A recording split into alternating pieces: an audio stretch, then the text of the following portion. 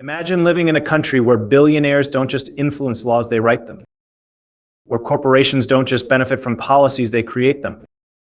Where elections aren't won by ideas, but by money, power, and backroom deals. Does that sound eerily familiar? The growing gap between the wealthy elite and the average citizen feels like a chasm that can't be crossed. But here's the twist. Over 2,300 years ago, Aristotle saw this exact system in his time, a regime he called oligarchy, ruled by the wealthy few. His chilling insights about its rise and collapse might feel like they're speaking directly to us today. So what is an oligarchy? How does it rise to power? And why does it always collapse? Today we'll decode Aristotle's blueprint of oligarchy and uncover echoes of his ancient warnings in our modern world. Aristotle, the philosopher of logic and order, divided governments into 6 types. He mapped out governments into 6 categories, splitting them into true forms and their corrupted versions. The true forms sound like the kind of leadership we all dream of. 1. Monarchy. One virtuous leader, ruling for the good of everyone. 2. Aristocracy. The most capable and morally upright, leading with wisdom. 3. Polity. A balanced system where democracy and stability work hand in hand. But here's the twist. Every noble system has a dark side. Tyranny. When monarchy devolves into a dictator ruling for selfish gain. Oligarchy. When aristocracy mutates into the rich ruling for their own profit. Democracy. When order collapses into chaos and the mob rules with impulse over justice. And the most dangerous of these, oligarchy. Why? Because it's a master of disguise. It wraps itself in the cloak of wealth and legality, pretending to be stable while quietly exploiting the powerless. It doesn't shout its intentions, it whispers, taking power bit by bit.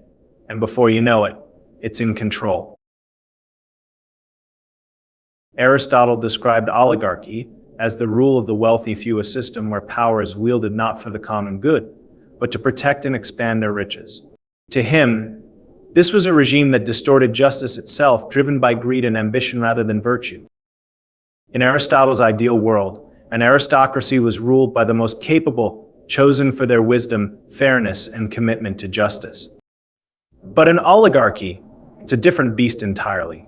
Here, power isn't earned, it's bought. Leadership isn't about governance, it's about profit. And justice, it becomes a commodity traded in the markets of influence. As Aristotle warned, where the laws have no authority, there is no constitution. And in an oligarchy, the laws are slowly rewritten to serve the rich, eroding fairness and balance. But how does an oligarchy take root? It doesn't happen overnight, it's a subtle, insidious transformation. The seed is sown. Wealth begins to influence leadership. Wealth becomes the standard. Over time, the wealthiest are seen as the only fit leaders. The elite rewrite the rules. Laws are reshaped to protect their position and profits. The power shift is complete. Governance becomes a mere facade, with the deepest pockets pulling the strings. Aristotle understood this danger deeply, cautioning, "The true form of government is the rule of law, not of men." Yet in an oligarchy, laws serve those at the top, leaving the rest to fend for themselves. This isn't just a political system, it's a cycle of control. Wealth feeds power, and power ensures more wealth, locking the majority in a system designed to keep them out. Oligarchies don't announce themselves, they quietly grow, hidden in plain sight. And here's the irony, while they promise stability, they sow inequality and discontent, threatening the very foundation of a just society. Aristotle didn't just see oligarchy as corrupt, he saw it as a regime doomed to fail under its own weight of excess and greed. Oligarchy's playbook. Aristotle didn't just warn us about oligarchy, he exposed its tactics, laying bare the methods a wealthy few use to tighten their grip on power. These strategies, though subtle, create an ironclad system of control. Let's unravel their playbook. 1. Economic gatekeeping. Leadership becomes a privilege of the rich. By setting high property qualifications or making campaigns astronomically expensive, they ensure only the wealthiest can rise to power. As Aristotle observed, oligarchies are organized in proportion to the amount of property men have. 2. Legal manipulation. Laws become tools of oppression not for the majority, but to protect the elite. Tax loopholes, monopolies, and regulations designed to crush competition all ensure the wealth of the few remains untouchable. Justice bends to wealth, not fairness. 3. Social barriers. Education and upward mobility are no longer rights, they're luxuries. Opportunities to rise vanish, and the poor are systematically locked out of the game. As Aristotle said, the true equality is to let the law govern and the rulers be its servants. But in an oligarchy, the law serves wealth, not justice. 4. Control over institutions. Courts, legislatures, and cultural institutions are infiltrated. The wealthy elite shape policies, narratives, and even the moral compass of society to align with their interests. Any dissenting voices are drowned out or marginalized. 5. Fear and division. Unity among the masses is the oligarchs' greatest fear. To prevent rebellion, they sow discord through propaganda, disarm the public, and rely on mercenaries for enforcement. A divided populace is an easy one to control. Aristotle observed, "The rich distrust the people, and so deprive them of arms."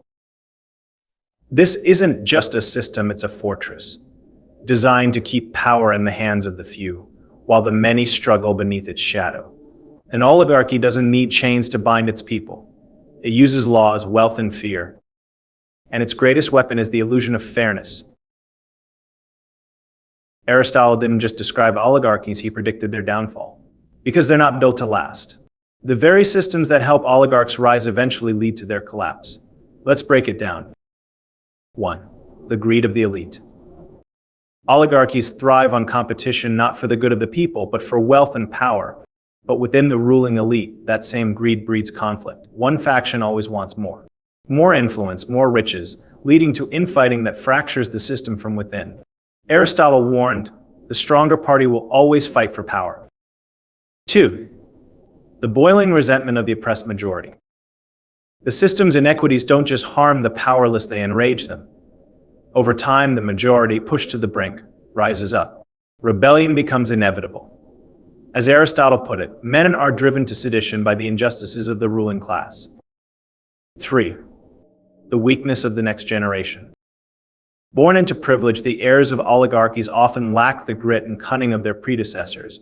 Having never faced adversity, they're unprepared to deal with the pressures of maintaining control. Without resilience, their hold on power weakens, leaving the system vulnerable to collapse. But here's the tragic twist. When oligarchies fall, they often don't pave the way for justice or equality. Instead, they open the door to other broken systems: tyranny, where one seizes absolute control, or mob rule, where chaos and impulse reign. Aristotle's warning is clear. The causes of revolution are injustice and inequality. Oligarchies sow these seeds, and their harvest is turmoil.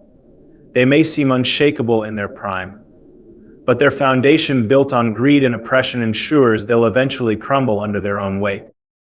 As we step back from Aristotle's ancient lens, it's worth asking, are we seeing oligarchic tendencies in the world around us today? Let's consider some key questions. Do wealth and power go hand in hand? Are laws increasingly written to protect the interests of the few, rather than the many? Is economic inequality used as a justification for political inequality, leaving the majority without a voice? So what do you think is happening in today's corridors of power? Is it the shadow of oligarchy, or is there still hope for something better? And speaking of power, do you think someone like Elon Musk fits the profile of an oligarch? Drop your thoughts in the comments below. I'd love to hear your take on this.